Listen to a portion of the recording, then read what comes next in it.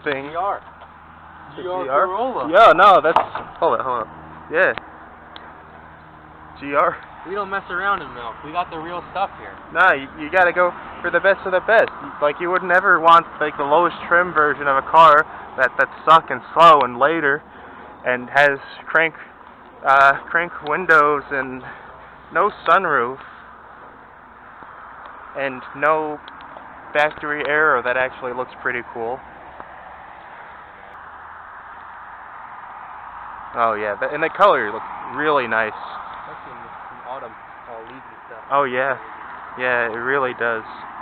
Like in the dark, it's kind of hard to tell, but when you start like walking around and looking at the different angles, so good. Yeah, me too. Me too. I mean, I haven't washed this thing since I got it. Such a good looking car.